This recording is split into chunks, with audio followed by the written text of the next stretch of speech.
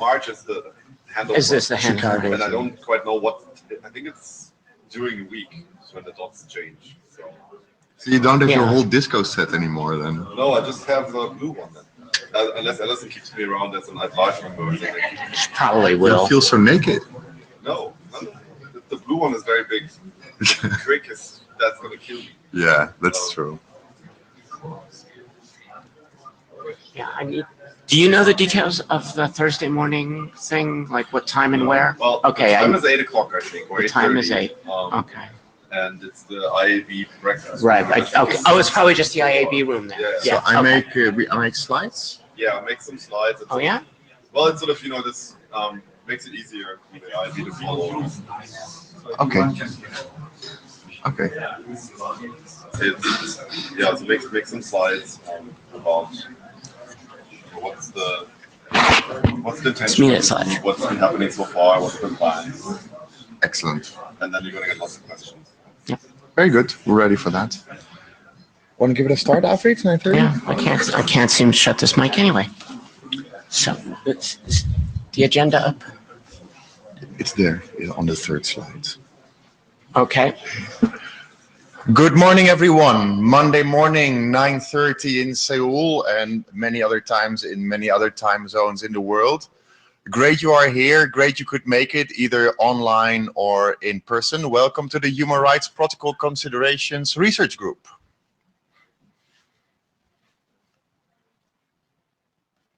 Slide change. Okay. Together here with you is me, Niels ten Oever, and Aubrey Doria. Oh, that's easy to read. We have quite a full agenda ahead of us today.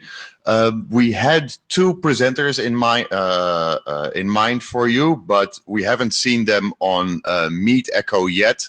So probably that will move later down the queue. And we have one internet draft, the internet drafts we've been working on for quite a while, to discuss today with you. Okay, yeah, and the other thing that we'll want to do, and just looking at the whole agenda, is so we're going to start out. By the way, we have a JabberScribe volunteer. We don't have a note taker. We do have a note taker. Thank you. So we've got both. Thank you very much. You guys have done it before. I'm very grateful for you to do it again. Then, of course, there's the note well, which I guess is on another slide, and we'll come back to it. But do I need to read that? I don't need to read that. But you guys ought to read that. Okay. Then going back to please go back to the agenda. So then talk about the status group and documents, which you talked about a little, context of the research. Then there's listed a presentation Q&A, but unfortunately we don't have him yet online, so we may just skip that. But if he shows up later, perhaps we can fit it in when he does show up. Then we're going to go and wanted to spend most of this session discussing the draft, which is actually, that's not the correct name of it, or did you change it? Yeah, that's correct. Oh, I thought we had it as an HRPC. Yeah. That's my fault. Sorry. Right. So it's the name is wrong there because it's HRPC. It's IETF-HRPC-research. So it has been, and I think it's in version 3 or 4 now, right? 4.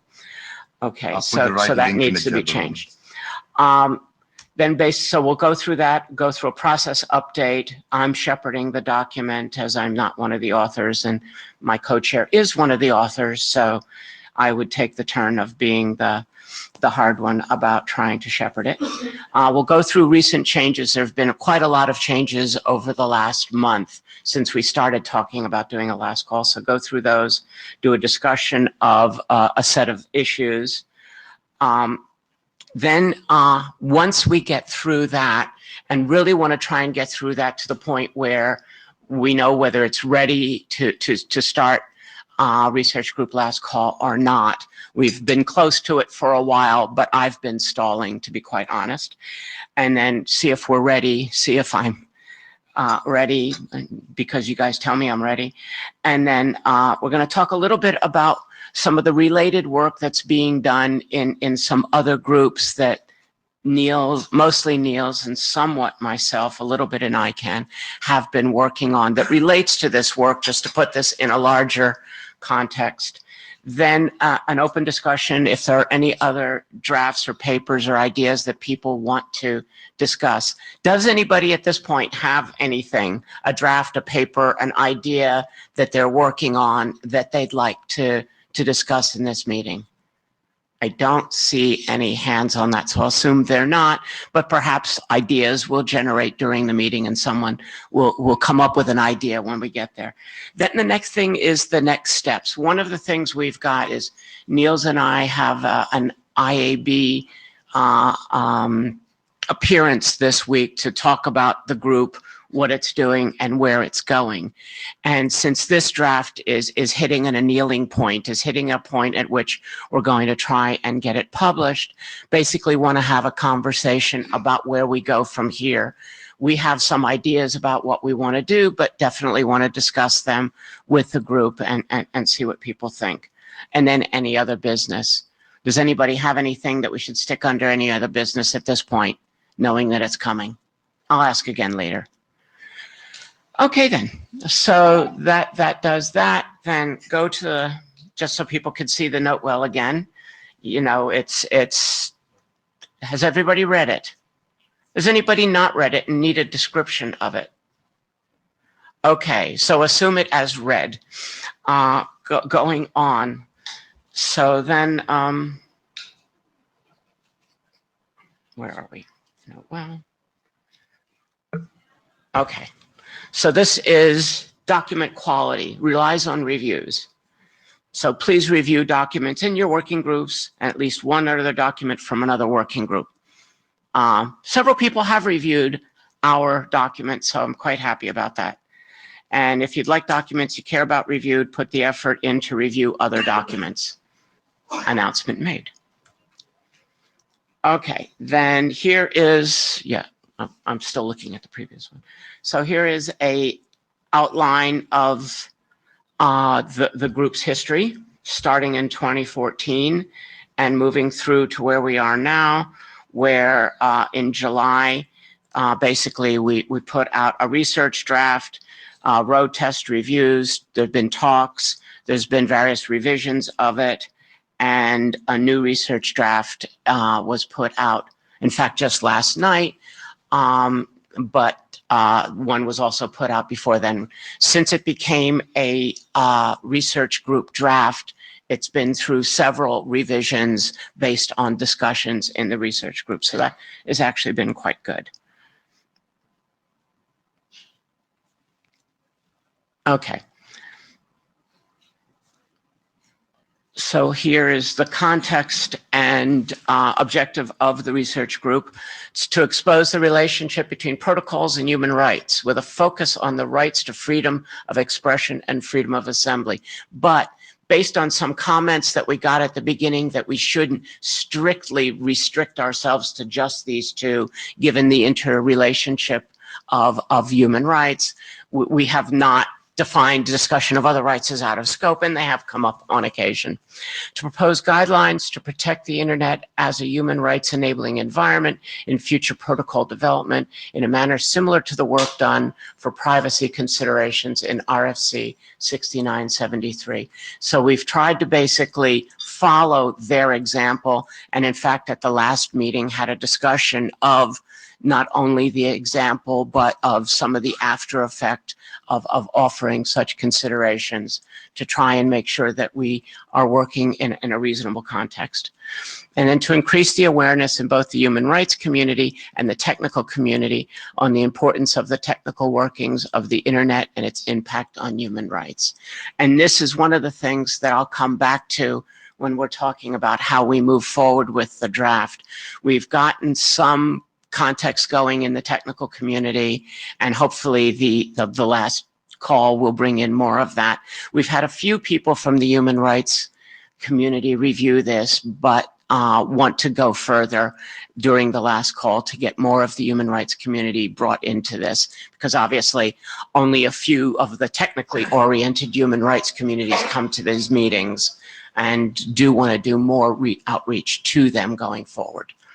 Okay, and the next one, and it's the context of the research, and basically going back to this document to, I have to bring up the slide so I could see it since it's behind me, to RFC 3935, the statement there that the internet isn't value neutral and neither is the IETF. And so building on that and building, okay, so what are our values and how do we contribute and work with those? That is part of the context of this. Now, at this point, we're supposed to go into Jeffrey Bowker's presentation, but we don't have that. And we don't have him, right? As far as I can tell, we do not have him. So we'll skip that. And as I say, should he come online later in the meeting, we'll try and bring him in to the session later. I do not know what's happening there. So that brings us to the next thing, which is discussion of draft IETF HRPC research. Yeah, the URL needs to be the correct one, but that was put in the Jabber room, but it's IETF HRPC research. Should get you there. And I've been the document shepherd on it, and the authors are Niels and Corinne Kath. I don't know. I don't think she's here, is she? She is. She is here. She is in the meet echo room. Hello, Corinne. Basically, I think the next thing is to turn it over to them to discuss, but I just want to discuss a little bit on the on my view of it from the shepherding basis. At the last meeting, there was a consensus taken by Niels, I wasn't in the meeting, that it was ready. I balked a little bit at that, given that there were some more reviews that had some open comments, and so basically went into a mode of preparing for research group last call, but not actually making it there. Niels has worked very hard with several of the reviewers, including Stephen Farrell, who did a very detailed review of the document and trying to basically close all of the issues there. There's the impression now that the issues may be closed, but want to basically just walk through them during this meeting to make sure that they are before starting that call. I don't intend to make it a short call. I intend to make it at least a month, partly because I want to send it to some of the human rights groups and some of the academic community that knows about this work but hasn't been following it closely. The work has been reported in other contexts. It's been reported in the Internet Governance Forum. It's been reported on in ICANN. It's been reported on in IEEE. It's been talked about in various human rights circles, but we haven't actually gone to them and asked them to do a detailed reviewing of it. And as part of the audience that this document, I hate the word audience, but part of the group that this document is intended for, it's intended for the technical community, but it's also intended for the human rights community, and want to make sure that it's in a document that is understandable by both of those communities going forward, and that it makes sense to them. So calling this a research group last call could very well be a last call. It could very well also be the first of several last calls, depending on the comments we make. And I wanted to put that out there as the first document in this topic area. Really want to make sure that we come out with a document that is understandable and clear to those reading it. And I've apologized to Niels a couple times for being hard-nosed about this, but that's really what I'm hoping we achieve with this. So there's a, yeah, why don't you take over now talking about your document? Right, okay. I'll take off my co-chair hat and go back into author mode. So happy to discuss this document with you all. We've been working on this now for about 1.5 years. We had about 10 versions. We started off with separate documents that now finally merged. This is not the most actual thing because last night, midnight, when submission opened, we submitted version 04. What we try to do in this draft is actually do some things that we have in the objective of our research group, namely research the relationship between human rights and protocols, and if possible, provide a model for guidelines to properly balance the relationship between human rights and protocols. That is what we've been doing. How do we went about it? We started, of course, with reading RFCs and doing this not necessarily as engineers, but more like archaeologists, to try to understand what rights are already embedded in the documents and try to find shreds and sediments of rights language in there. We first did that manually, realized over 7,000 and now over 8,000 RFCs is a bit much to read all and to scan all in great detail. So we automated that a bit and worked on that with a Python tool, which was initially made by Sebastian Benthel and Nick Doty. And we made some improvements on that. We've been working on that. Then we went in through academic literature, where there's a very interesting debate on this as well. And it's interesting to see that the academic debate and the debate in the IETF do not necessarily converge. So that is definitely a sub-objective that then became also part of the draft to connect the discussions and the findings of these two different communities, which fits very well in the IRTF methinks. Then we understood that from reading and automated analyzing alone, we did not get all the details because we did not really understand how some things were intended. So that when in IETF 92 in Dallas, we set off and interviewed 25 of you and did so in quite a lot of detail for over an hour after 1.5 hours to understand what sentiments and ideas there were on human rights and protocols. While we were doing that, we also made that into a film that you can see at HRPC.io. It is full Creative Commons, so feel free to redistribute or edit or do it as you like. Then we found that some specific protocols had an impact on human rights, but we wanted to document that. So for that, we went into doing case studies. And so we did case studies on IP, DNS, XMPP, VPN, peer-to-peer, and all documented that in the drafts.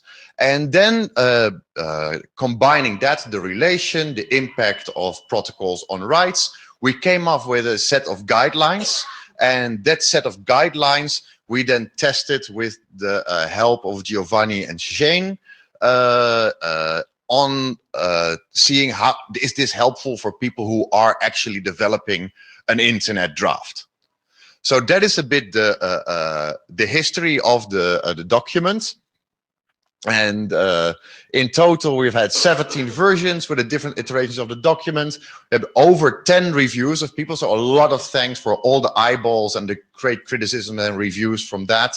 Also, thanks for Avri for actually breaking us down or holding us back a bit, because with every review, I have to say it has gotten better, so that's really good. And I still managed to get a lot of typos out in there, so reviews are always needed. 786 mails on the draft and 540 commits on Git and 67 pages. That is a bit sad. Also nice, also sad, also nice, also sad. But that's where we are. And I think what it does, it is a really strong documentation of the process and the research, really clearly linking the research to the guidelines and the outcomes, so that everyone can understand how we got there, and that it's not just a value statement made by the research group. So what have we actually been doing since IETF 96? Well, there is the two big centers of change were two very elaborate reviews. One by Amelia Andersdotter that was done off list, and one by Stephen Farrell, which has played out in the last months on the list. I think we have addressed and maybe even satisfied most of Stephen's comments, but since Stephen is a jabberoom, I will not speak for him. I'll give you a short overview of what we've been doing. We moved the guidelines to the top. They were at the end of the document because they were the consequence of all the research, but we had comments from Stephen that were then supported by two people in the draft that it should be put up. So if that's what the people want, then we put it on top, and we have explained it why it's on top and that they flow from the research that is underneath. An argument pro is that it's not likely that someone is going to scroll down 60 odd pages to come to arrive at the guidelines. The con argument is that the guidelines logically follow from the research, so that's why they should be at the bottom. But nah, I stopped feeling strongly about it. So it's where we all think it should go. It should go. We changed all the mentions of the internet architecture because we do not necessarily need to repeat the discussion whether there is one internet architecture or whether there are many and whether we have consensus on that. So we mostly changed that into the architecture of the networks that together make up the internet, or internet architectures, to move around that discussion that has already been sufficiently documented. Remove the definition of information security. We were getting a bit into a rabbit hole on that, and while we were trying to fix the definition, we saw we only use it in the glossary part and we don't really use it in the rest of the document. So why don't just ditch it, make it easier? And I think this is happening now a lot. We see that we came up with a lot of concepts and a lot of ideas, and right now we're streamlining it back to really the core of what it is. So we removed the definition. There were the diagrams, and this pained me because we had a lot of the formulas linking technical concepts to rights. People found the diagrams a bit confusing because the relation between the technical concepts and the rights concepts was not made extremely explicit or very clear. So now it's made into a table, and that seems to be a good consensus that we had in the middle. If you've been on the list, you've seen quite a lot of discussion on DDoS attacks, which have become even more relevant now again, but in a bit another light than we discussed. We started the DDoS discussion as under the premise, can a DDoS be seen as a use of the right to protest, of the right of peaceful assembly and association? We had a very long discussion on that, and we then came to the conclusion an attack is an attack is an attack is an attack. So that even people who might use DDoS as a tactic would probably not be for sanctioned DDoS attacks, and the IETF would be unable to see what would be a legitimate or a proportionate DDoS attack and what is not, so it would not make sense to sanction anything. So we came actually to the conclusion that was already made in another RFC, that an attack is an attack is an attack is an attack. But we took quite a long way, or quite a long discussion to get there. We summarized the discussion and we found out that that might have been a bit too long, so we cut that all back, and I think now it's quite clear. We added introductory text on human rights because we spend much more time on talking about technical protocols than explaining what human rights exactly are, based on the specific treaties and the bodies and how things can be balanced, and whether a specific technology can be a human right or not. So we've added text on that to ensure that there would be no confusion, even for the most literal of readers. Yes. So then we radically shortened the abstract and moved quite some of the text of the abstract into the introduction. We improved the content agnosticism definition. There's an S missing there. To ensure that there would be no misunderstanding between content and payload, because some people said that the packet header can also be seen as content. So that we made it really clear, we reduced it to payload. We removed pejorative terms on governments or companies that might be involved with a certain behavior. So we tried to keep the text as clean as possible. And then there were many, many smaller changes which can be found back either in the Git repo or on the list, because there we had over 100 changes when it comes to small things that were addressed, and lots of typos. They keep on being there. It's a pain, but we're getting there. So what did we not do? And these are good concepts for discussion. So we talk quite a lot, or we talk a bit about anonymity and the right to be anonymous.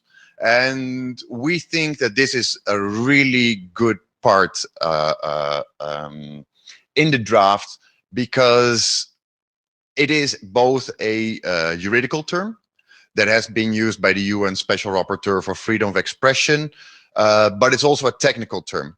So this is one of the few cases where we actually have a bridging concept.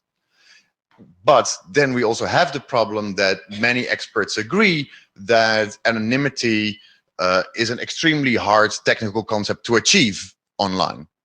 So should we keep this in here as an aspirational goal and as a bridging concept, or should we fall back to other notions such as not being tracked, or having a reasonable understanding of what data of you is being shared? We think that having the second part, that replacing it with something else, would be much weaker and much less clear. So that's why we would like to opt for keeping anonymity in there. I realize now that Corinne is on the call, and I would also really like to have her voice in these discussions. So maybe I can, if we, is Corinne in the queue? I don't know. Corinne, can you add yourself to the queue there? Can I? Oh, yes, there you are. Great. So feel free to add anything if I'm saying something stupid, or if you have something. Also, before Corinne goes, I'm wondering whether on each of these things, it'd be worth, after Corinne speaks, opening the queue and seeing if there are comments, as opposed to waiting before we've gone through all of the issues that may have a discussion point. Yeah, no, so far, good morning, everyone in Seoul. So far, the only thing that I had to add was perhaps a little bit of explanation as to what we did with the discussion on protocols or politics. But is that happening later on, Niels, or do you want to do that now? That's the next point. So we're first now seeing whether anyone has any opinion, either weak, small, or suggestion or comment on the anonymity point. So in other words, there's general comfort with leaving it, with not making the change, is kind of what I'm trying to tell at the moment, since that was one of the comments that came through. One comment from Gabber is that anonymity is currently not well described in the documentation. I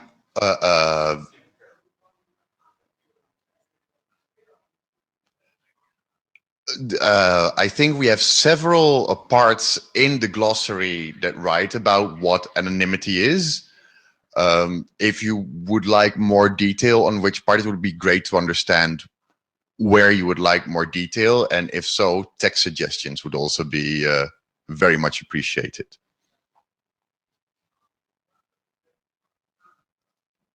Do we have any other comments? If not, so that's basically one note. Oh, okay, there is more. Okay, thanks.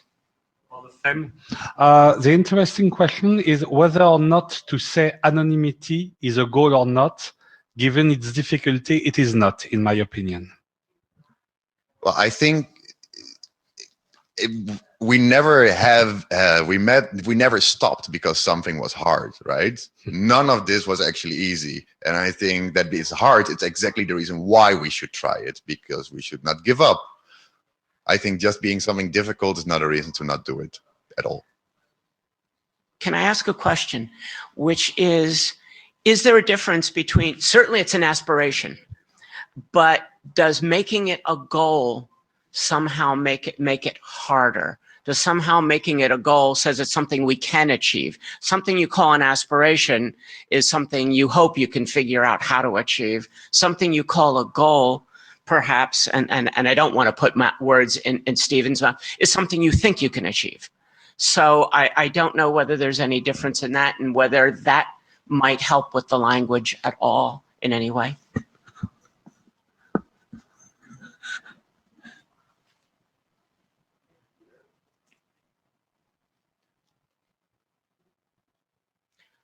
I'm asking you, I'm asking Stephen, I'm basically looking at this and sort of trying to help us find an answer that would work. And I also see that Andrew Sullivan had said he agreed it's not harder as a goal, it's impossible as ever. And Andrew agreeing with that. Whereas aspirations can be impossible. So, but that would be quite interesting, actually, that both the that if we would drop the whole idea of striving to achieve anonymity on the internet, I think that would be quite a loss. And so, saying the complete opposite thing would, I think, be quite an architectural stance that I did not expect, actually. Relaying Stephen Farrell, I think the problem is that some folks don't get just how hard anonymity might be, possibly beyond a useful goal, like faster than light travel. So this is Andrew Sullivan. Just to expand on what I was saying in the Jabber room, I agree with Stephen that anonymity is really hard, the way that Stefan just nicely relayed. But we do have two citations there, two RFCs that are, as far as I understand, consensus products of the IETF. So it seems to me that you've got consensus documents that have already defined these things. You can use those terms, and then you can say, well, this is a goal. Of course, the fact of the matter is that, you know, the definition of those terms is such that you probably couldn't actually achieve them if you attempted it, might be a consideration. And I think that that's what I'm agreeing with Stephen.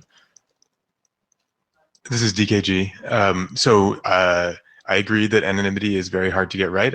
I don't actually think that it is a entirely Boolean construct. We can make things harder for people who are trying to de-anonymize other people. And removal of it as a goal or removal of discussion seems like it would be totally missing the point for this particular project. We do have stuff that tries to let people be indistinguishable from others on the network, and we should encourage that. It is hard. Yeah, so what I take from this is that we indeed have other documents saying things on this, and I think we already referenced them. And I might be able to add some language on the difficulty, and the comment by DKG that it's indeed not binary, and that we can take steps towards, and then referencing also the pervasive monitoring work, which says that the protocols will always leak information, but we can seek to minimize it. So I could add something like that. Would that work? David Summers Harris from Ruckton. Maybe a good analogy might be like encryption, how I don't think anybody expects that encryption will ever achieve 100% protection of data. So if there's an understanding that it will always be an ongoing thing, it's not a goal which maybe someday we will figure out how to achieve, but it is a race sort of that we will always be running and never end. That might be a little bit more realistic and put things into perspective of how to tackle the problem.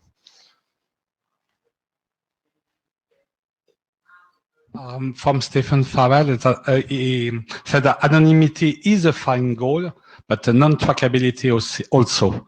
So sorry, NIMITY.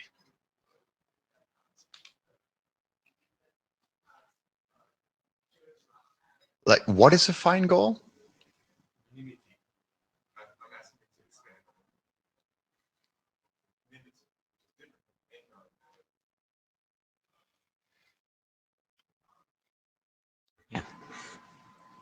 He does go on, right? Yeah, NIMITY includes pseudonymity and not just anonymity. So it's an umbrella term, if I understand correctly. We already have pseudonymity also as one of the possible objectives in the draft. So This is Andrew Sullivan again, and I don't want to put any words into Stephen's mouth because Lord knows that'd be a bad idea. But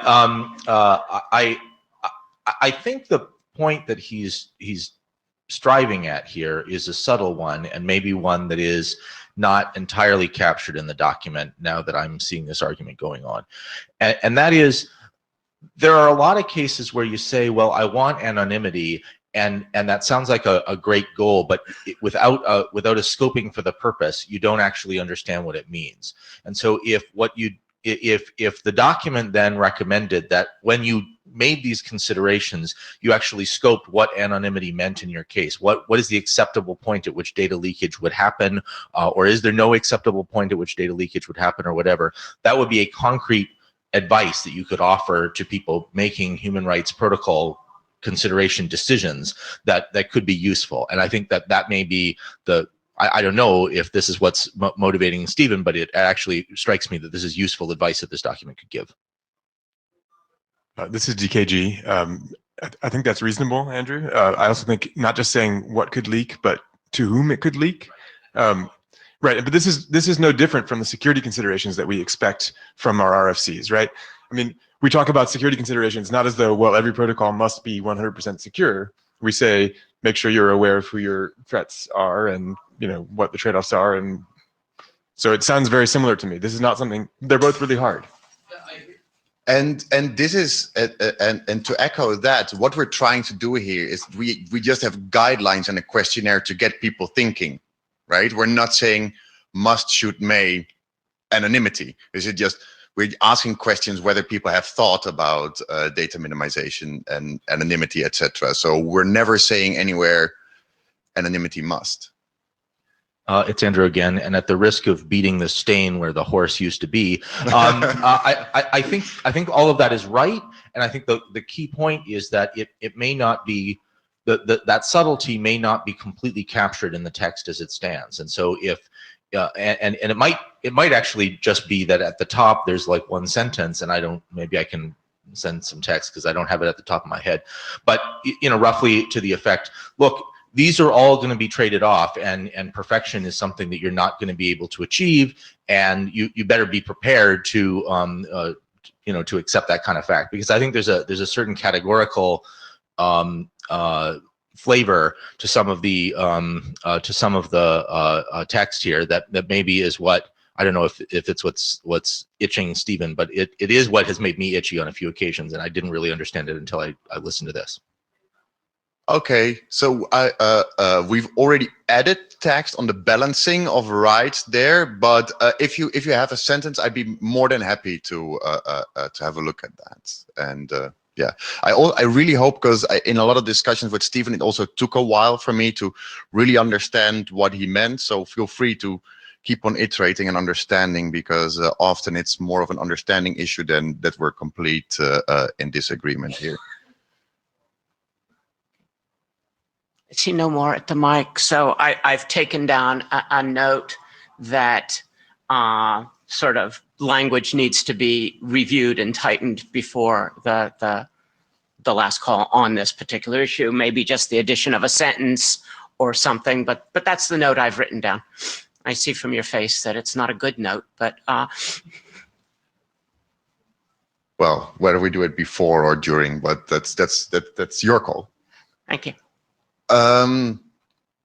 Next point. Oh, that point might take a while. Do we want to take that point Yes, now? Or? no, I think we should take these points and Boom. basically go. discuss them. We lost a speaker, and we got more time than we asked for on this meeting. So I think it's good to talk through these issues and see where we are.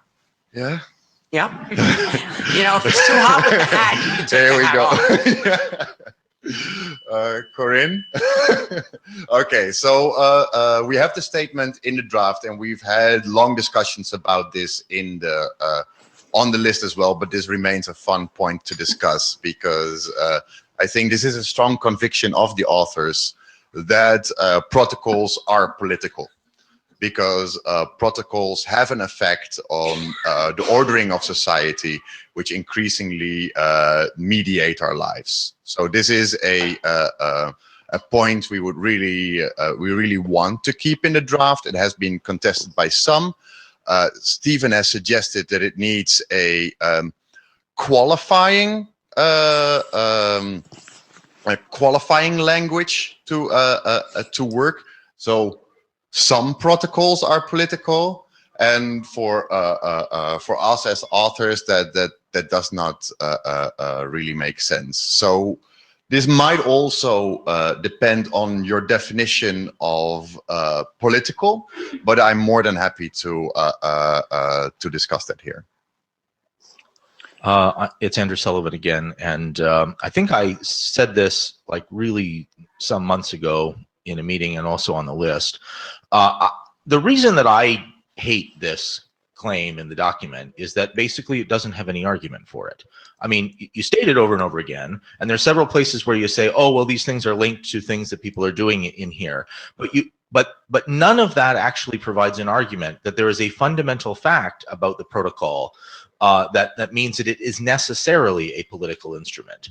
I mean, there's a long history in the philosophy of technology that basically argues this point. There's a whole book by Heidegger about this very point, and there's lots and lots of other literature about it. But none of that is in here. And you could just skip all of that by saying we take this stance and incorporate that and say this is the stance we're taking. But you don't do that either. Instead, the document just sort of says, well, this is true, doesn't provide an argument for it, but says it over and over again, and then uses this as the stance from which the document proceeds. If you take the stance, which I do not necessarily, but I understand that actually protocols are essentially value neutral, and it's only the social context into which they are placed that turns them political by virtue of their embeddedness in that cultural context rather than the protocol itself, you get a very different result from this. Now, I don't think that this document is going to be made better by fully exploring this set of rat holes. We've got 2,000 odd years of philosophy that have already explored this, and they haven't come to a conclusion either. So I doubt that this RFC is going to do it. But it does seem to me that you can't just state this and as a working assumption without making it explicit, that really we're just going to assume this, and if you reject this point of view, you might reject the rest of the document. Can I chime in there really quickly, Niels? Corinne? You're breaking up, but it would be good to have you speak to this. Let me know if the audio is good. So thanks for your point, Andrew. That's a good thing to know. I think one of the reasons why we have I don't think it's just me, but I cannot understand. Is there an audio person here that can help get it working better? It's just the network. Is it better now? Yes. Oh, yes. Thank you. Great. I just switched off the video, which makes a huge difference. Aye. So I just wanted to quickly thank Andrew for his point. It's good to know that this isn't something that's clear enough in the document.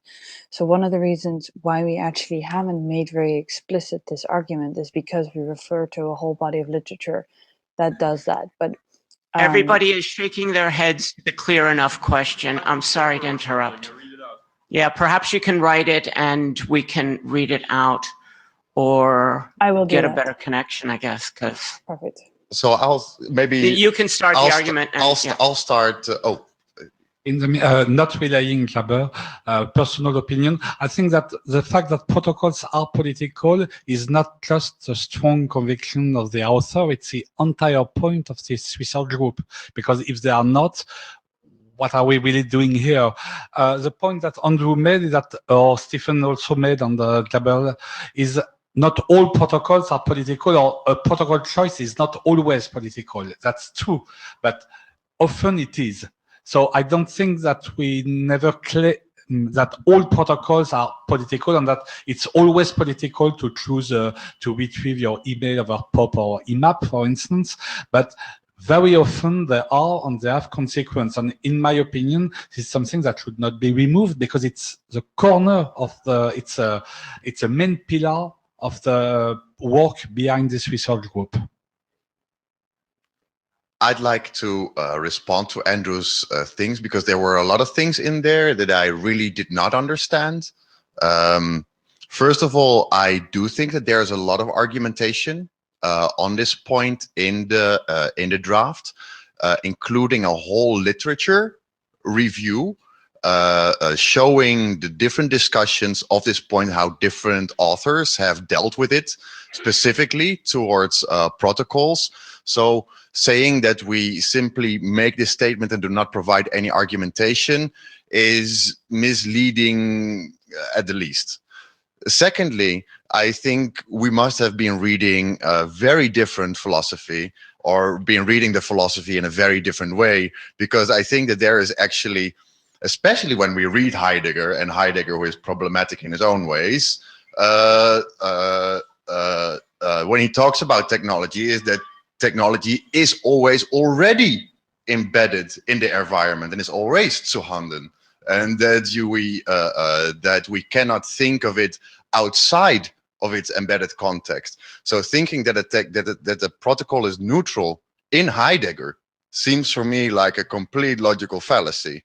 But if we then continue to more modern thinkers, both within computer science and the humanities, I think there's hardly anyone left who would say that protocols are either value neutral nor that they are not political. And even we had our own RFC saying that the internet isn't value neutral, and neither is the IETF. So I think we have a lot of support for this work in the history of philosophy, in RFCs, and I think also in the literature and argumentation of this draft.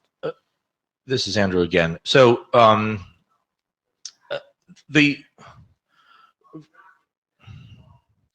first of all, I want to re-emphasize the point that I was making at the very end of my previous remarks, which is that I don't really think that this document needs to settle those questions. It needs instead to be quite clear that it is taking a position. And all of your literature review here is in fact in support of the view that technologies are in some way political. You don't actually review any of the literature that talks about that talks about the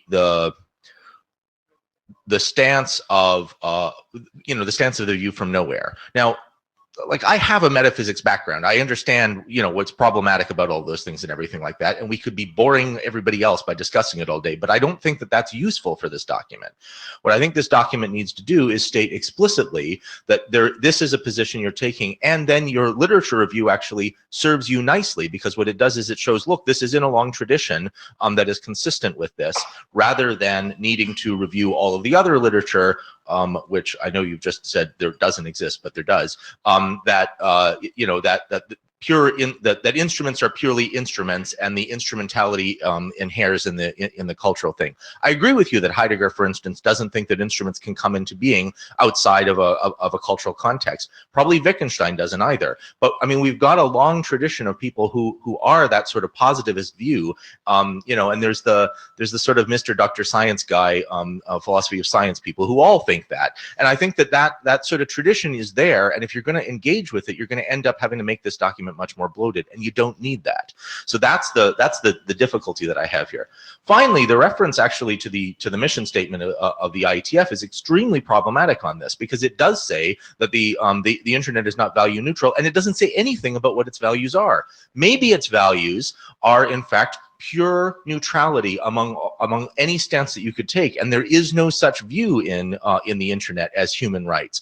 That is a position that at least one, fairly subtle thinker, I think, around the IETF has taken about this, about the nature of the internet. I think it's tricky position to hold, but I think it is a possible position that is consistent also with the mission statement of the IETF. Again, the main point that I'm trying to make is that you don't need all of that if you just state exactly what Stefan was saying only moments ago. This is a foundational stance that you're taking as part of this work. You've got this literature, that you can point to that says, here's how you found that kind of thing, and then you're done. And you don't have to have, you could actually shorten some of the literature, some of the discussion of the literature and the survey of the literature, maybe for the purposes of the research group document. That's not worth it. But I just think that if you take it as an assumption and make it explicit, rather than try to argue that you're founding this in some kind of objectivity, it'd be easier. Andrew, can I ask a question? Given that it's a research group document and the discussion of this does have two sides, would it also be reasonable to include some of the other discussion that you're saying is not there? And say what you said, that it was indeed, a position being taken here because of this, and that there is a counter position and such. I was just wondering. I think you could do that, but I think that people who are going to read the RFC series aren't going to read all of that. That's really what this comes down to, right? That I want this to be a document that is useful for the target reader. And it seems to me that the target reader, given the series that this is being published in, mostly doesn't care about that kind of stuff, right? I mean, weirdos like us who, are interested in the sort of philosophical traditions behind all this might be fun for us. But, like we already know where to look up the rest of those things. And I think the rest of the people probably won't. In quick response to Andrew, even though this is bound not to be quick, right? So it's like, I fully agree that we don't need to go back to Aristotle, to Techne and Hippokaimenon to make a case around this. But when you say that you think we have selectively discussed literature, I think that would be a problem if that would be the case. So I would really appreciate it if you could share some literature that says technology is neutral. And I'm very happy to have that, to add that to the literature section. And again, that doesn't need to be 1,000 years of the history of philosophy reviewed, but a few papers. We're happy to summarize and link them and to show the choices that we make through the research and balance that. So I hope we can do that. And the statement you made that I really do not understand, and I would love to understand it, is that how you would make the point the internet isn't value neutral, but actually it is. I find that a very, well, I need to study a lot of hermeneutics to get there, so I find it quite a stretch to make that point that is how we should read the mission statement of the IETF. And I also do not necessarily think that is in the line of how that document is written, which I do think takes a stance.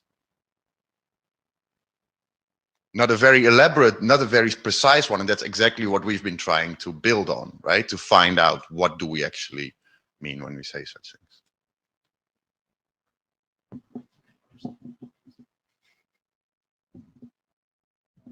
Hi, I'm Paul Wilson. I'm from APNIC. I don't get to IETF very often these days, and I haven't followed this discussion closely, so I'm not going to offer anything about the statement that protocols are political, but I'm genuinely wondering if some consideration has been given to how this statement would be read, how it could be understood or misunderstood or interpreted to, cast some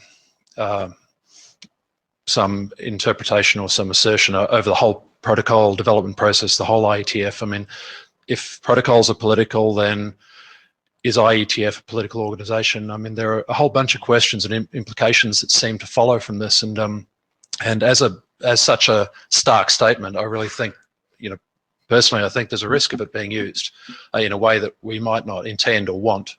And it may be, for the sake of clarity, regardless of the correctness of the position, it may be better to qualify this and say that it's the application, it's the configuration of protocols that can be political, because otherwise, as I say, it's a very stark statement and it could be taken in all sorts of ways and it could be used. So has that been considered?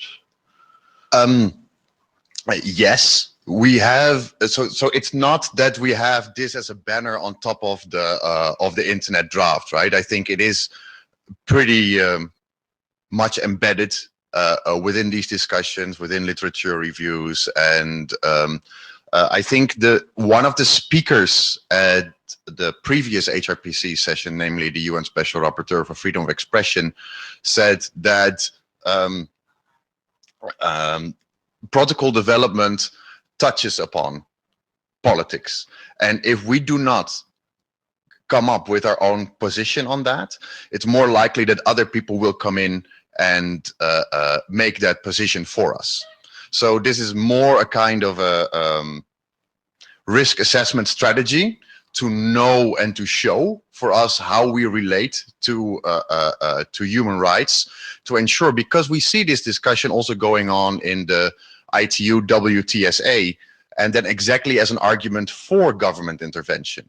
So if we do not have a understanding of how we see how our work impacts that, then it could be an argument for people that are not us to say IETF should or must, or we should take authority away from that because they do not have a position or understanding of that. So I think it's very strongly based in in that line of thinking. Two thoughts, and this is me trying to interpret things, so people tell me if I'm wrong. I think when Andrew points to the is not value neutral is a meta statement, and so one could say it is not value neutral. Its value is neutrality. I mean, basically, when you're talking in statements like that, you do have those two possible levels of understanding. And I'm also wondering whether the way you quoted the rapporteur's comment on political relation, political aspect, may actually be part of a way of bridging the discussion, as opposed to saying protocols are political. His statement was somewhat more diplomatic. But so I start to get the point, I think, but I'm a bit slow. Do we mean that the outcome should be neutrality, so that our human rights impact should be neutral or positive and not negative? Is that well, neutral? The judgment is perhaps, but yeah. But anyhow, one yeah. more comment from Stephen Farrell, that the internet is not the protocols. I personally add that it probably means that we should distinguish protocols are political, implementations are political, and the internet, how it is deployed, is also political. In my opinion, all are political, but they are not the same thing. Yeah, and we should definitely not try to fix everything here. We cannot and we should not. And this should also definitely not expand the scope and the mission of the IETF. We should, and I think that's also in the document, that within our work, we should clearly see that we do not have an adverse impact on human rights. It doesn't mean we should go to other fora and proselytize there. No, we should just ensure that within our work, we should respect human rights. Okay, any more discussion on this? So this looks like another piece that needs to be at least touched and tuned a little bit, and you'll accept that in terms of going forward, perhaps a little bit about there being other literature, not necessarily going into depth on other literature, perhaps some aspects of what, the softening of the statement, as it were. I don't know. Well, softening, I'm not sure, because I would definitely not like to add the qualifying statement. But if the position you just offered, that neutrality is that we should not have a negative impact, then I can live with that. And if Andrew says that is okay, and if Andrew says he'll share some literature then I would be very happy to add that, because I might be in my own literature filter bubble. Okay. But would you nod your head? No, you shook your head. Okay. So I'm gonna have to look at that language a little and before moving on. Thanks. Okay, now to some lighter points. So in our case discussion of XMPP and its impact on rights, we haven't discussed OTR. And it has been suggested on list, well, why don't we go a bit into more, into an understanding of encryption protocols, of messaging, and yeah, then we get into OMIMO, and then we get into Axolotl, which there was Signal, and a re-implementation of the Signal protocol in Rust, and the open standards problems of that. And that was definitely a rabbit hole that I did not want to get into.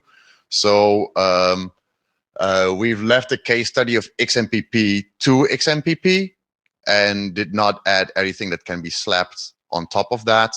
So, but it seems that people are okay with that. If people do feel strongly about it, I'm very happy to add a part in that if people also are happy to write it, because it is non-trivial to where it starts and where it stops, right? And before you know it, but it's going to be a suggestion for further work, you're going to be discussing the theories and realities between federation and centralization, and which I think is an excellent topic for a draft, but adding that to the current 67 pages, I'm not sure if that is wise or helping the scope of the document. I'm very happy you feel the same. Okay, I don't see anybody at the microphone, so we can assume that not do was okay. I see heads nodding, so okay. Thanks.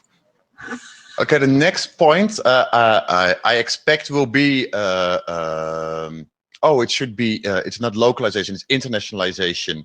So we've been working on internationalization, and if you were with us I think 2 IETFs ago, we had a presentation from Ramzi Nasser, who showed by producing a programming language in Arabic how it pretty much broke everything, ranging from GitHub to parsers, etc. We got a lot of feedback and a lot of retweet. If I may interrupt you, Stéphane Bortsmeyer speaking, it's a good example of the difference between the protocol, the implementation, the deployment, because in this talk you are talking about, I think that the author mixed everything.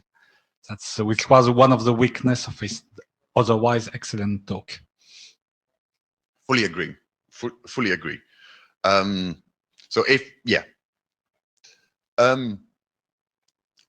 of the gists of his talk was that if we make the working language of the internet English, then it's saying to every non-English speaker, or every speaker whose English is not the first language, this is not your network. This is not the network where you belong. You're just a guest. So that's why we've taken the internationalization part a bit more radical than some people would do, and have asked for internationalization not only of the user-facing parts, because we do think that developers are also human, and that that the protocol part should also be able to be internationalized to provide for other language options. So because that is not a position that is generally held within localization or always adopted, I thought I'll bring it up here. And I see Andrew is coming. Hi, Andrew Sullivan. This was a thing that I was a little bit worried about once before, but I didn't send a comment about it to the mailing list. But now that you've posted an 04, I guess I'm going to complain. The concern that I have, I mean, I think the approach that you're taking is completely fatuous, to be perfectly honest with you, but you could take it. I don't care. I'm more concerned about the fact that this use of localization and internationalization is not actually consistent with the rest of the IETF practice around this, because we have always insisted that localization and internationalization considerations are exclusively about stuff that leaks out to users, and that things inside the protocol do not need internationalization or localization. And in fact, the guidance from the IAB traditionally has been that things that are protocol only really must be ASCII only. And the reason for that has to do with simplicity and other engineering values that are unrelated to this. So to the extent that you're promoting anything outside of that, you're actually proposing something that is very much against, a number of standards track documents, and of course also a bunch of IAB guidance. And I think that is somewhat problematic. And I don't care if you leave it in and say, this is contrary to advice and so on, but I think that needs to be explicit. The way I read the current version, Stefan Bartmeyer speaking, sorry. The way I read the current version of the draft, it does not propose to change the traditional IETF policy on character set and language and so on. It just mentions the fact that this was a choice and other choice could have been possible. And the choice which was made, which in my opinion was the right one, has political consequences. So the idea, the research group is not in charge of changing the IAB policy or IETF policy and character sets and language, just to point out that there was a decision at the time and other decision could have been possible, and the one which was taken had consequences. And that's probably, and the reason why that choice was made was probably because it was from made by an English speaking community, not thinking about other languages and its consequences, right? So it's just showing the implications of those choices and not saying you should necessarily change that, but just getting the thoughts going about the implications that kind of choices have. So this is Andrew, and I'm not gonna beat this one either, but I will say that Stefan's interpretation there is one that I can accept. So I'm going to withdraw what I said before. This is Avri asking, do you feel that the language that's in the draft now, Stefan especially, who made the comment, but also Andrew, is sufficient to convey that? I think it probably is, but I'm wondering if you think it's sufficient to convey that. And then please, sorry. Hi, I'm Dirk Kutsch. I share with Andrew's view on this. So isn't this actually more a problem of tools, really? So instead of protocol specifications, because I think the issues that people mostly have is that coding set problems and compilers and so on. And instead of, is there any problem with, like, for example, ASCII protocol specifications, really? Yes, a lot. Okay. And that's with the UTF-8 versus ASCII. We have some links on that in the document, and it has to do with different character sets. And limiting it to ASCII might get you into a lot of problems with different character sets, especially non-Latin languages. A comment from Stephen Farrell. The internationalization language in the current draft, in my opinion, goes beyond IETF consensus. Only doing that deliberately would be better.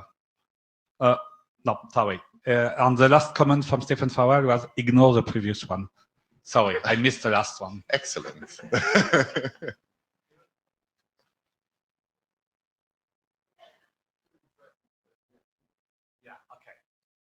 Yeah, so actually there were two comments. So the last one, the one I spoke about, was the right one. Good. Excuse me, this is Avri. I don't understand what he means by only doing that deliberately would be better.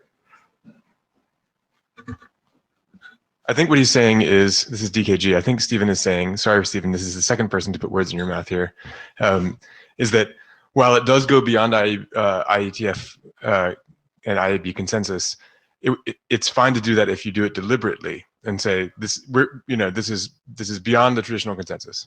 I can do that. I'm happy to add a sentence like, whereas this and this is agreed in RTF consensus in this document, we also think that. Okay, so seeing nobody else at the line and no new comments on, yes, and Stephen did say, this is Aubrey speaking again, DKG was correct. And then just going back, his mouth is full and don't do it by accident. Okay, so I'll put this one down as a third one where some clarifying language needs to be added before. Okay, great, thanks. And now to the last one. Yeah, some people have suggested to move the guidelines to another document. I think that would be wrong, because the guidelines are specifically a product of the research. So I don't think they should be seen or discussed separately. If we want to make the guidelines into more formal, where I do not think we are now, I do not think they should be done within HRPC. That would then fit either as a BCP or as an IAB statement, like the privacy guidelines, or even stronger, as a product of a working group in the IETF Gen area. So I do think that the guidelines are where they are now. Whether we have that in the beginning or at the end, or at the end of the document, I'll leave that up to you. Just tell me what to do and I'll put it wherever you think it should be.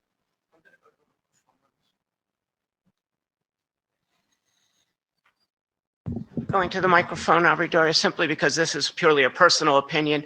The decision was left to me and I've been trying to stay away from mine. Basically, I was one of those who argued with you from the beginning that they did not belong in the document, and I found them confusing. I've come to accept kind of that, okay, they're fine in the document, especially toned down. But it was confusing when I was reading this last version, the 3 bits, not the 4, to have them come up front like that. Basically, before any discussion, before any, you know, what is this about? Now, that had been one of Stephen's proposals, and to put them up front because that's where, if anybody's going to read them and use them, that's all they're going to read. While I think that they are the beginning of another good document, I see that perhaps putting them in an appendix or an after that says, here is a model.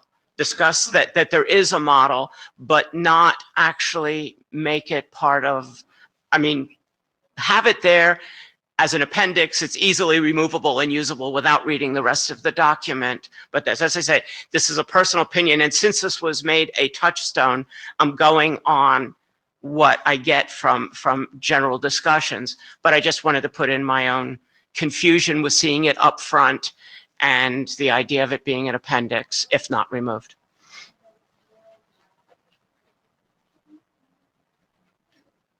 I also think it is a great. I think we are going to continue work on it, and so that's definitely we are completely in agreement on there. I also agree that it's better at the end, but since people on the list felt about it and it kept on coming back, Stephen said though, let's see how it looks when you put it in front and see if it works.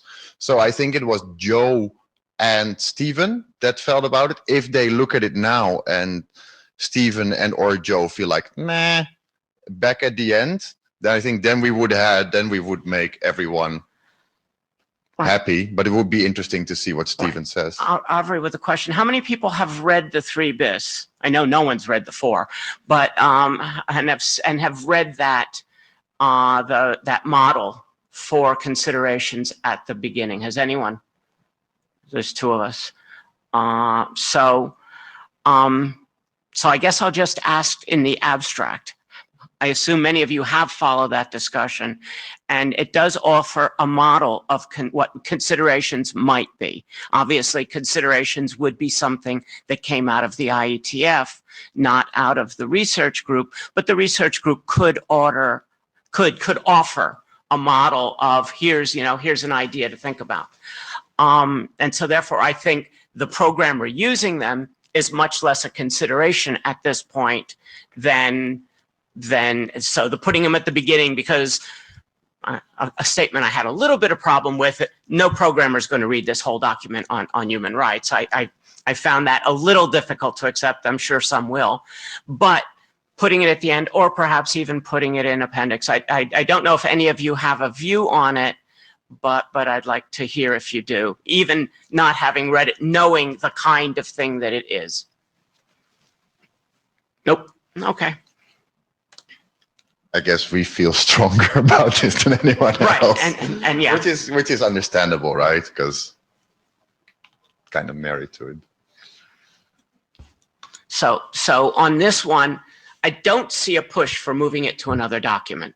No. I think we're down to perhaps you and I coming And to Stephen and Joe. and Stephen and Joe coming to is it an appendix or is it section 2? And maybe we should ask, maybe if Stephen is still there, we should ask, maybe Stephen has a feeling about it. Yeah. Stephen, does it look better at the beginning or was the end better? You could tip the scale. You can have some real influence here. Stephen Farrell said before that he didn't have time to read 04, of course, but reading the diff of the between the two drafts, I do think I'll end up preferring the 04 when considering the readers. So he likes But it at the I've yet beginning. to read. Okay. It's Andrew Sullivan. So because I woke up at 5 this morning, I did have time to read the 04. My feeling actually is that the moving of this vastly improves the document for most of the target readers. So I think it's way better. Okay. Okay, well. So I will accept that as, unless anyone else thinks different, I'll accept that as the point of view, and that's a non-action on that one. Thank you. I'll accept that too. As I say, I was trying to keep my opinion sort of out of it, and that's why I went to the microphone. Okay, so just before we move on from that, I've got 3 of these out of the 5 that require basically further language work, and that's the anonymity issue, that we need something that captures the subtlety of the issue being made there. The discussion about neutrality, basically giving perhaps a little bit on the notion of, you know, not value neutral can mean that the value is neutrality. And one way to say neutrality is indeed not negative, you know, so perhaps that, of course, it's not negative or positive, but in any sense. So I'm smoothing on the language of that. And on the internationalization, basically a little language clarification on that particular issue. But then, yeah, what I'd like to ask then, and perhaps that's with next steps, is, and from these issues, from issues that were read in 3 bis, or the one person that read 4, is there anything else that people would see as blocking taking this to research group last call? I don't see anything, but I just wanted to make sure that no one else has a burning issue that they think should block it. As I say, I'm going to try and get this read by a larger part of the human rights community and some of the academic community that deals with these things, to get an outside view on it.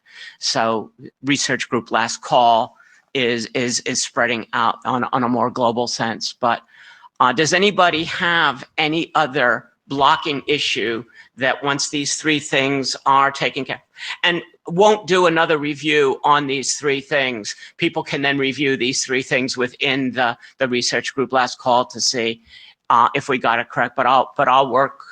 I think I understand what people are saying. I wouldn't swear to it, but I think I understand what people are saying, so I can work with you to try and get language that deals with it, although you could probably do it even by yourself. But anyway. What I propose I do is that I think I understand this issue well, and while they're still fresh, mostly better to rework it. So I'll push another version tonight. Okay. And then if people feel strongly, come back to the list or meet in person, and we can hammer out some new text. Often that goes easier and quicker than than having 10 back and forths on the list. So you can see and find a new version tonight, the 05, and feel free to come up to me or to post suggestions on the list.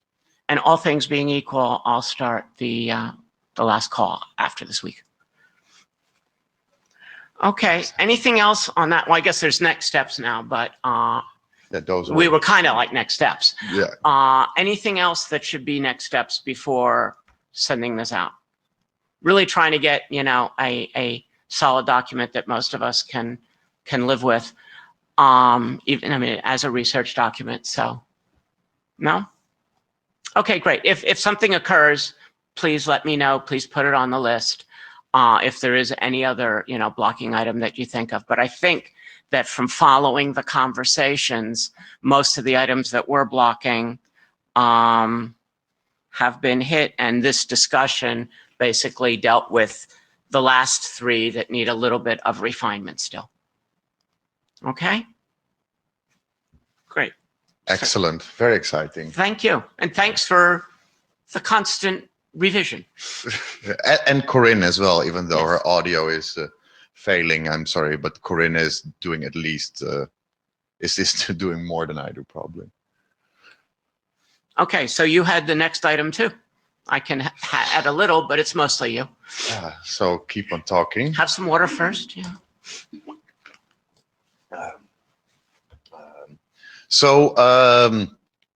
It's often good to see, to discuss items not in isolation, but see how other internet governance bodies, and I already saw some discussion on the chats, like is the IRTF or IETF an internet governance body? Well, it probably depends on how wide or narrow your discussion on internet governance is. But I'd like to just quickly give an overview together with Corinne on human rights, how they are dealt with in other processes, and especially in ICANN and IEEE. Corinne says that she wants to try speaking again. Maybe it will work this time. Excellent. Corinne, come in. All right, let's see if this works. Can you hear me? Yeah. Excellent. Wow, And so it's- good. And it's not breaking up. Great. Yes, as Niels mentioned, it's good to get a bit of a lay of the land. And so some of the other things we've been doing actually is working with the IEEE, who've set up a global initiative for ethical considerations, specifically in the design of autonomous systems and artificial intelligence. Corinne? Yes. Corinne? I have a Yeah. slide on the IEEE a bit later. Is it okay if I quickly do a first intro and then Yeah, we sure, do the go ahead. IEEE then? Yeah? Sounds perfect. Okay. Okay, sorry. And if there's anything that you would like to add on the draft, now we got your audio fixed. I guess you have been able to follow the discussion. I could follow the discussion, so I think that's all pretty much clear. I just made notes, and I think we have a very clear path forward in terms of how to integrate those. Cool. Here we go.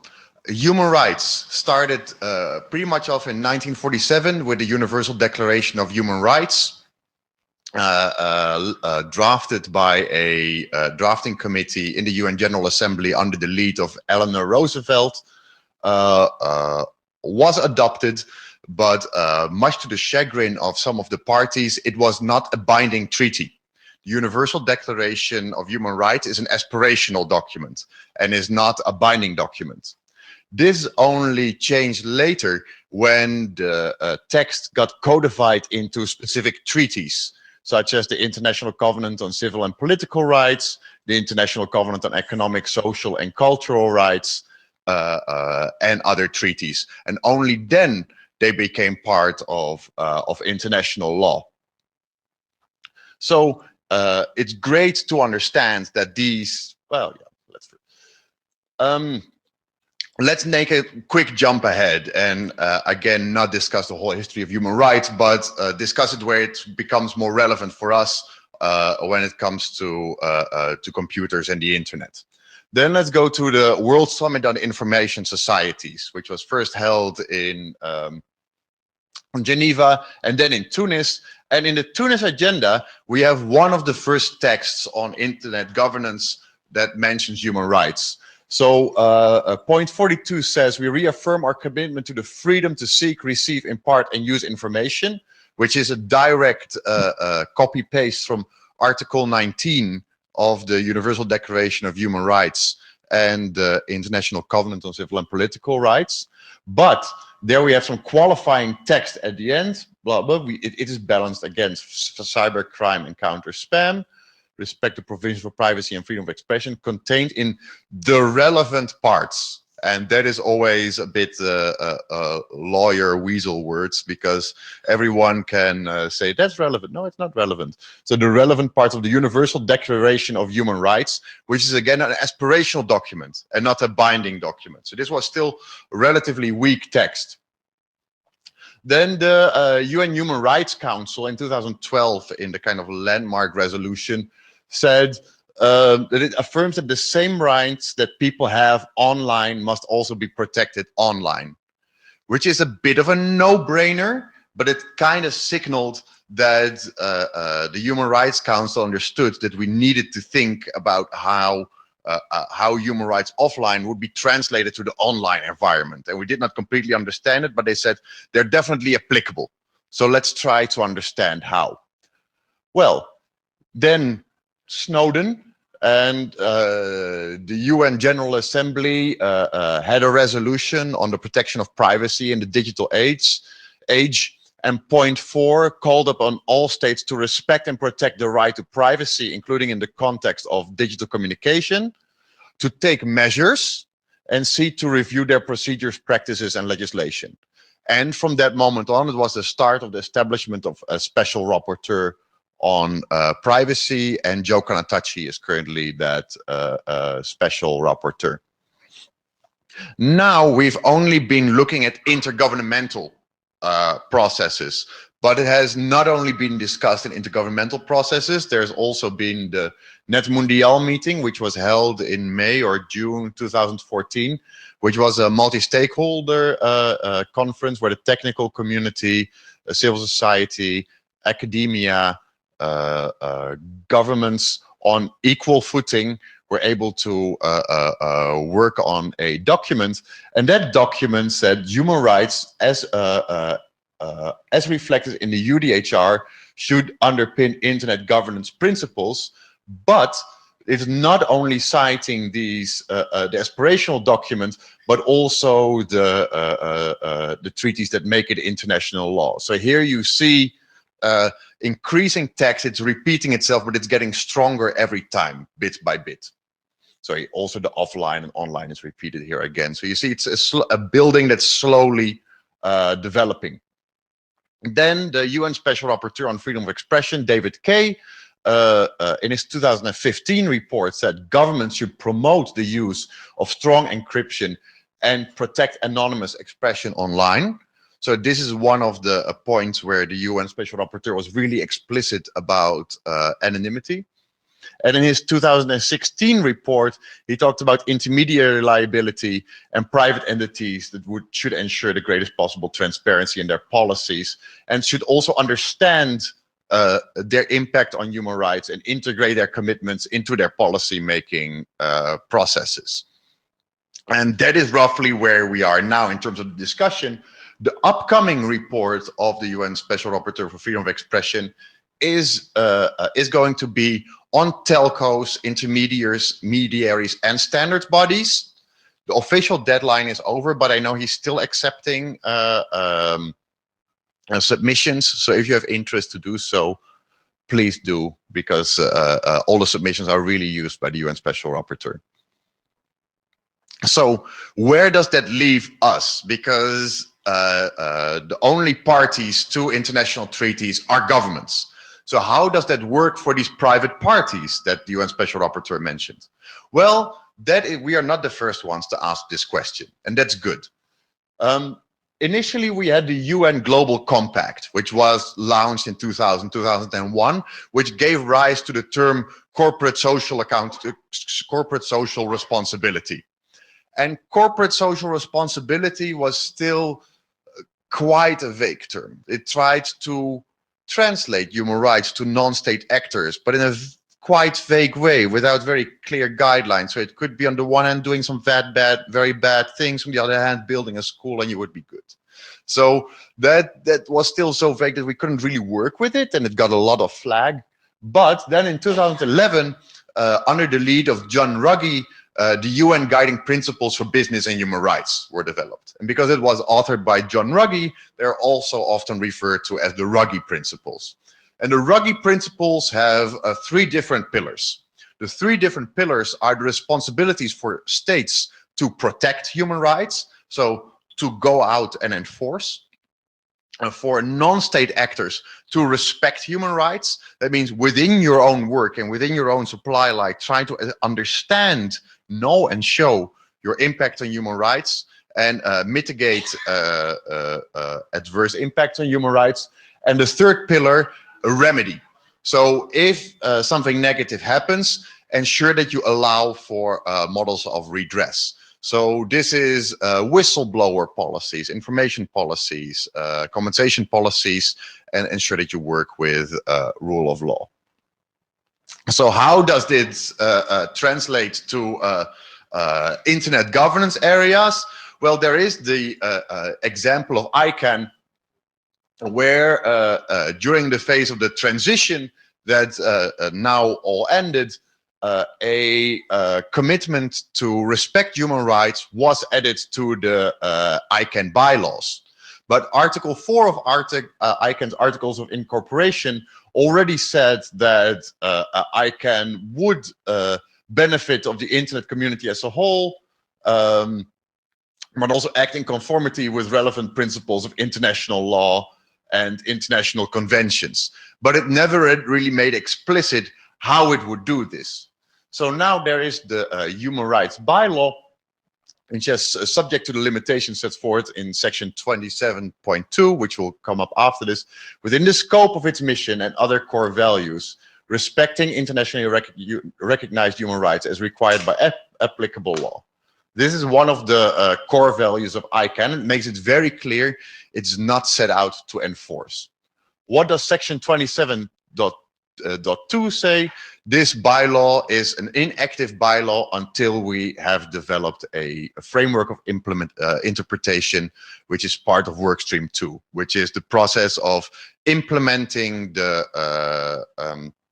promises that were made before the transition. So that is the process where we are now. So the plans to improve this have been done on the cross-community working group on accountability. We have had the IANA stewardship transition. Right now we're developing the framework of interpretation, and once that is done, we'll start implementing the human rights bylaw.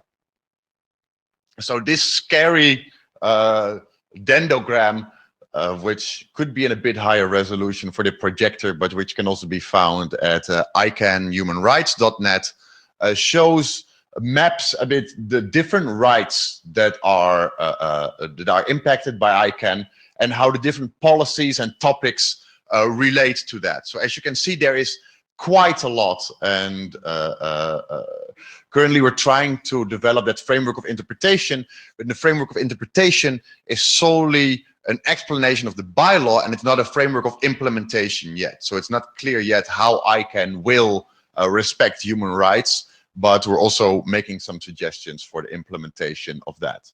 So currently there are different processes in ICANN ongoing. As you know, ICANN is a bit more, has bodies for the different constituencies. So we see that there's a lot of interest in different constituencies and supporting organizations.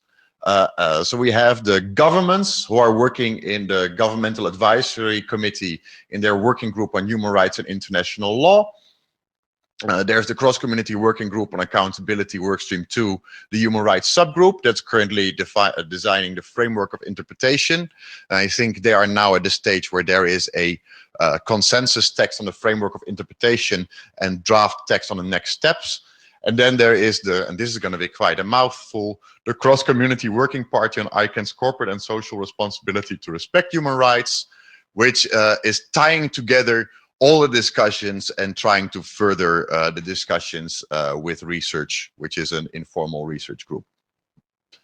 who have been doing work on see how can this commitment to respect human rights actually be implemented, and how can this be done.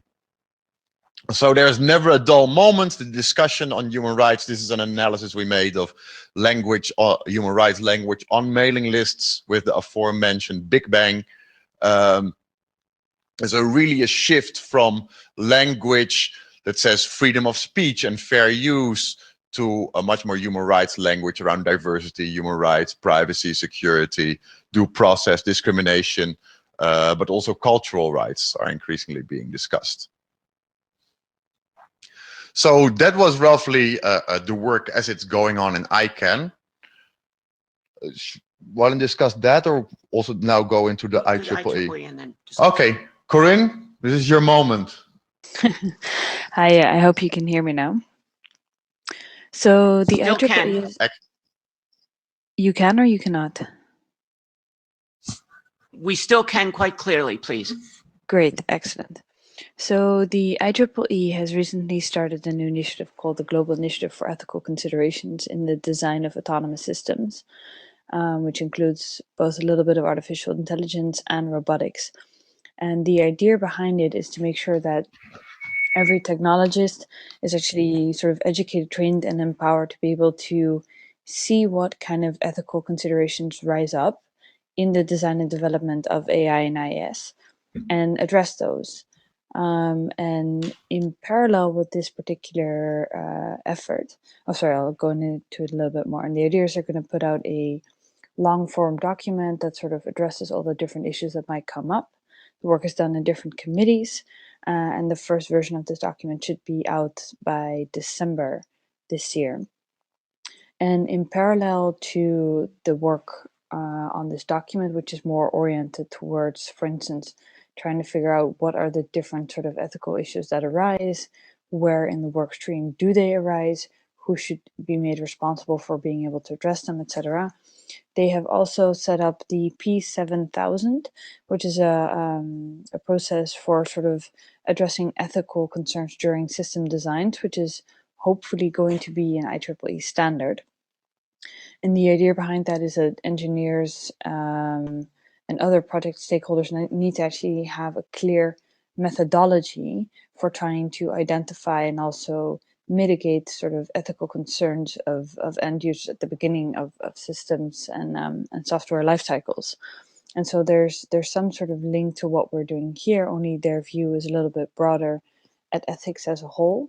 But human rights, and especially those as laid out in the Universal Declaration of Human Rights, play a big role in this as a very clear standard in which to sort of anchor what we should be discussing and how we should benchmark what we consider to be also ethical concerns.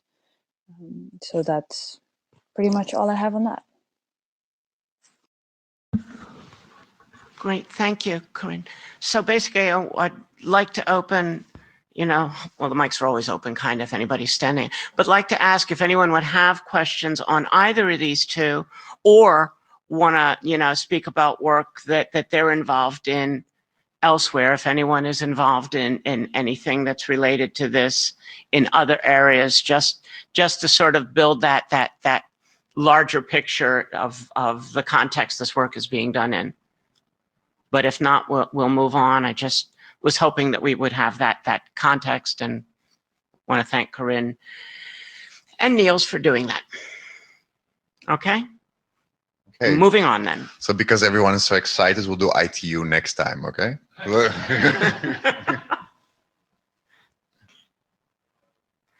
Okay, so moving on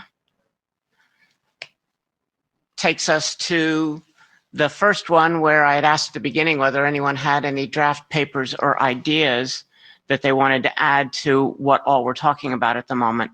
So please come up to the mic if you do. Hi, this is Shane Kerr.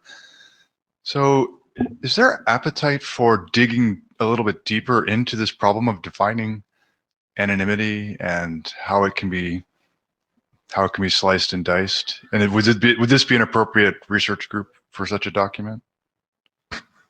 I would think so, if the research group was interested. And it's one of the things that perhaps we could put under the next steps. Because it was an item of some discussion Yeah. earlier, and it seems like people are interested and have ideas about how it can be. Is it something at you're least interested in documented. writing on? I don't know yet. I got like 2 hours of sleep last night. So, I understand that one. But I would be willing to discuss it if other people want to come and grab me, and I'll probably send something to the list later. Great, thanks. It's a good point. So unpacking anonymity essentially.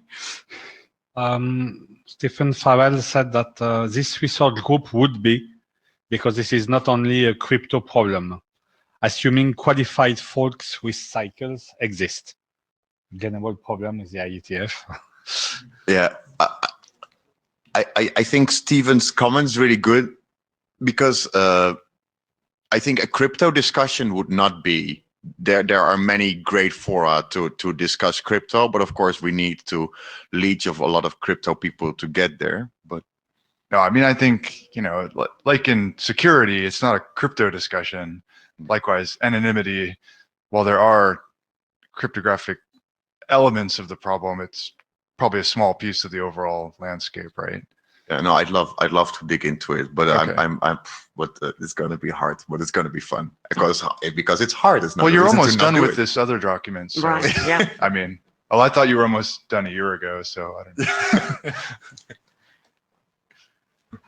Almost done is one of those asymptotic states that one stays in for quite a while getting to done. We're well into Zeno's paradox territory. Yeah. Yeah.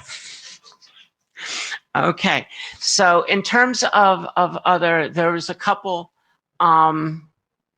steps that we're suggesting, which is elaborate human rights impact assessment of one protocol. So pick a protocol and basically using the questions and the analysis that was made, basically try to do a human rights impact assessment of it, see what we get to, see what kind of problems we have in terms of doing it, what kinds of clarities. Try to use this document somewhat as a basis for actually then doing an impact assessment. These human rights impact assessments are very often the step that comes between having come up with a work and having implemented it, and when you do the implementation. And one of the things that's also good, and we could look at, is a protocol that has been implemented, because one of the questions Stephen was asking about various issues, is that in the protocol or is that in the implementation? Is that in the deployment? So an impact assessment of something that's running, that's existing, that's a solid standard could indeed help us to really understand those questions and how that works. So that's one of the things that we think is within the charter that we've got set up and takes this work to a next step beyond just a theoretical look at it. And Please. And another different thing of how it would be then in the current draft is that a human rights impact assessment always starts from the rights holders. So whereas we now have been looking mostly at we've started from the protocol side, this would be starting at the users, at the user level. So we would define several use cases of users and then see how their concrete rights are impacted by the protocol. So it would be working the other way around, which would take quite a little bit of time because we would need to carefully choose and define the use cases. And of course, there are many internet users, especially if we talk about protocols that are widely deployed. So then we would need to write a justification for the case selection, properly describe the case, and then make the links between the rights impacted and the protocol, which will also be not, because attribution is hard, right? And it's going to also be different layers of the stack that are interplaying, but it might be a good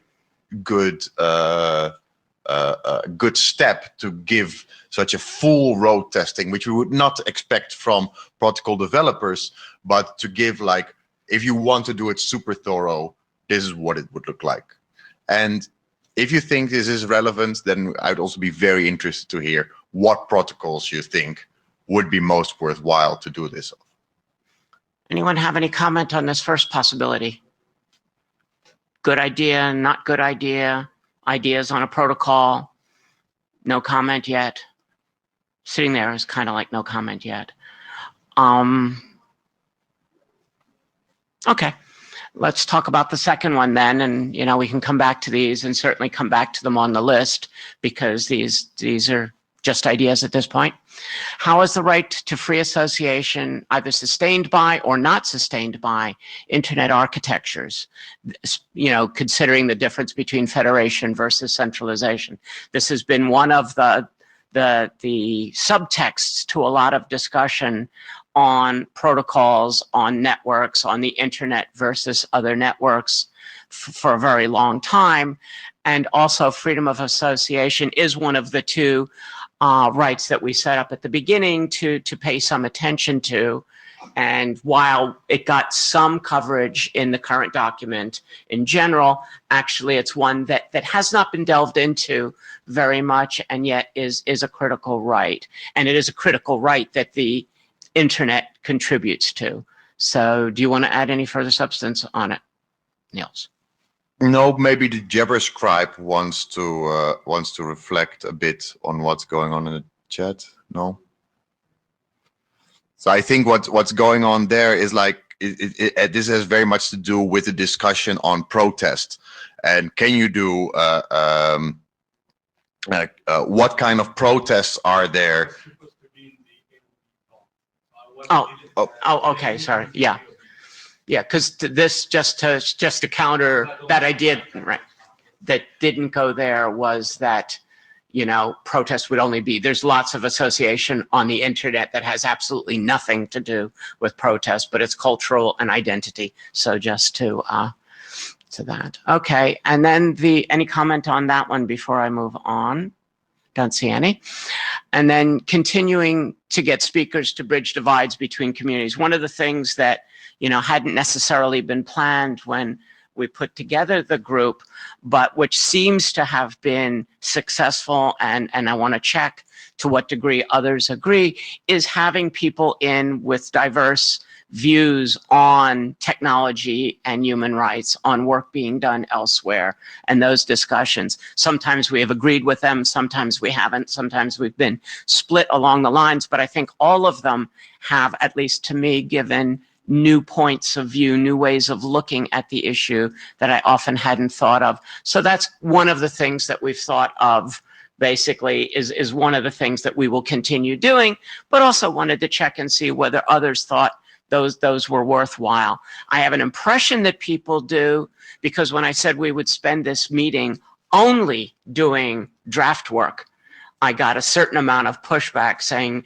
no, the other stuff is good too, and just draft work would be boring. So I had a certain amount of pushback saying, yes, that those things are not boring and good to have, but just want to, check the general feeling on that. Yeah, and unfortunately we had selected 2 speakers who were willing to speak, but then when the time zone and our meeting slot came out, they canceled because it was in the middle of the night. And the 2 replacement speakers that we found seem to have had the same problem, but which had been good because we officially had up to 11, but we have the room, so let's continue a bit. So I don't understand the problem with giving speeches in the middle of the night. It's just it's becoming a pattern in my life. It's becoming a pattern in my life. Stefan Bertsmeyer speaking. I've always said that we should not spend the whole time of the meetings working on draft, but for me this is exactly what the IETF and IETF is about. So I think that having speakers and explaining or one point or the other that we don't know, it's a very good thing, but it should be a limited time in the meetings, because most of the meetings should be spent on what we are trying to do, produce documents. So IETF or IETF is not a place for, it's at a university, it's not a goal. So okay, but not too many. Thank you. Marco, Gwanik speaking in personal capacity. I second Stefan here. I think it can help to have speakers there, especially when the speaker is focusing on the work being done. But I think the work itself should focus on draft recommendations. This shouldn't be a platform for advocacy. Then you should talk about getting the speakers into technical plenary or something. But do the work in the working group with the objective of creating the documents if external speakers help, it might be worthwhile, but it shouldn't be an objective by itself. Okay, thank you. Any other objectives? Any other things other than the anonymity one that was already? So I have that one down. This but is yes. Shane Kurgan. Just to respond to my colleagues here, this is a research group, right? So I think we have a bit more flexibility to do whatever we think is going to lead us to interesting results, which aren't necessarily just producing documents. So mostly because I really liked a few of the presentations earlier. So Yeah, no, as I say, opening a point of view was more, I wasn't thinking of it as university so much as point of view expansion. Yes, Stefan. No, it's the next step. Relaying Stephen Farrell.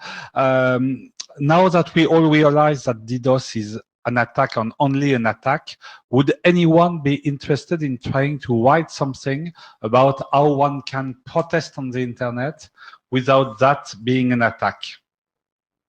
Would there be any benefit in there listing some examples of non-attack forms of protest, for instance? Interesting. What do others think? Certainly can add it to the considerations of looking at. Not quite sure how it fits, but it's probably worth looking at in terms of, you know, human rights. Okay, protest is part of a human right. You know, the ability to assemble and protest is a human right. So perhaps looking at how one can express that on the internet without attack may indeed be a useful exercise. Does Stephen bringing it up mean it's something that he's interested in exploring with others? I mean, the moral equivalent of what you say is, what do we want? X. When do we want it? Now. Yes. Okay. And yeah. Okay. Any other? Yes, yes, another point. At what time we had on the table for this research group a draft on the censorship technologies, which in my opinion was quite advanced, but seems now stalled. That's a problem because, of course, in this area, the technologies change. So the longer we wait, the less interesting it is. I have the feeling that the original author is no longer working on it. Yes, it was draft all censorship tech. So is there any interest in reviving it, maybe moving to another author if you find a volunteer? Joe, the original author, isn't here. So is there some interest here? Are there people who think that it would be a good idea to publish this as a RFC and then people volunteer to work on it? Open question. Do you know what Joe's up to? I do know that Joe has been in a car accident, but he's okay relatively, but was unable to come here. He is quite busy though, but I fully agree that we should get this to RFC stage because I use this a lot as a reference document myself. It's a really good document. I do not see why we shouldn't get there. So if we as a research group can relay to Joe, let's get this going, and let's see what do you need to help this to the next level. Do you need more co-authors? What do you need? Then I think that would be a great message. One message from Stephen Farrell, which is relevant. Joe Hall has the censorship internet draft in work. We plan an update, and I plan to AD sponsor. So hopefully soon in the IETF. Thank you. Yeah, this is no longer related to this point, so unless somebody else has anything to bring. No, just Marco, again, speaking personal capacity, I'm not sure whether it's been brought up in IRTF or IETF context, but I do know that in our community, the RAP community, there is a bit going on regarding the possible impact of internet measurements and, for instance, the ethical dimensions that you get there in protecting hosts, participating in measurements, etc. I'm not volunteering myself, but that might be something to keep on the list for this group as well, to sort of get a general framework of what goes on there. Okay, thank you. I actually want to add something that we didn't get on our list, and that's to take the model that we've included in this current one that has been test driven once, and find some other volunteers over the course of the year to test drive it, take their comments, and see how workable it is and such, so that, you know, perhaps there's an update to it or something.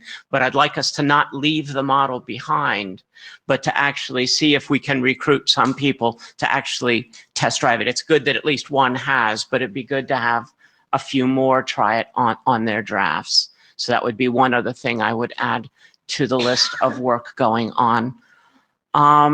Anyone else? Does this seem like a, I mean, it's certainly a lot of work, which means getting a few more authors than we've got. We've done a really good, you know, job as a research group getting people to review the documents, and very much appreciate that. Do need a few more authors to basically get more output here. Niels and Corinne have been writing a lot. I tried to write and I never got as far as they got, and none of the rest of us have either. So it'd be really good to see some more of us start pushing in some writing, and I really should write something at some point so that Niels can shepherd my work and give me the same amount of pain. Okay, so we'll leave that at the next steps. This is part of what we'll be conveying in our Thursday conversation where the IAB is reviewing this group. So that's something. We had an AOB first, right? Right, so Stefan did have an AOB from online. Or did we already get that? Did we get it? I'm not sure. I don't want to lose it. Oh, is that the censorship work? Oh, okay. What Stephen Farrell said that, there was not information sent to the mailing list of the research group about the censorship draft, but please do read the comment, as I hope to get that out as an RFC before I'm gone. And when is he gone? He has another quarter of a year, right? Don't know. Okay. Hopefully much. Much. No. And then he'll still be here, but he won't be AD, but yeah. Then we can get him to do more. Okay. So that's it on any other business. That was pretty much the last item on our agenda. We had asked for 90 minutes. It's good that they gave us longer because we did go longer. But unless there's other, I guess there's this last slide.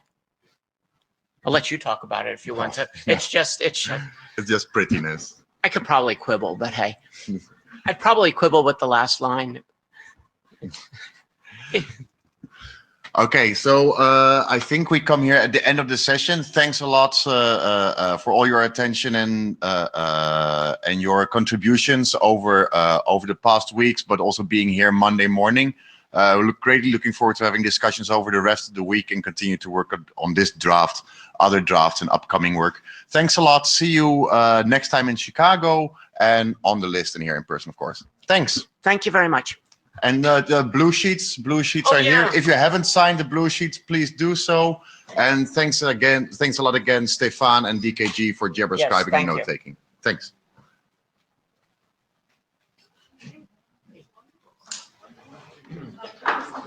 Hey, how you doing?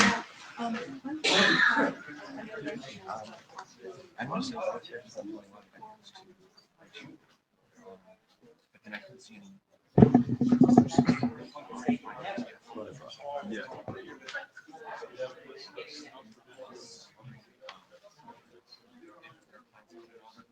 I didn't get it because I really liked your overviews of history. They are all on Meet Echo. If you go to, let's first sort this one out.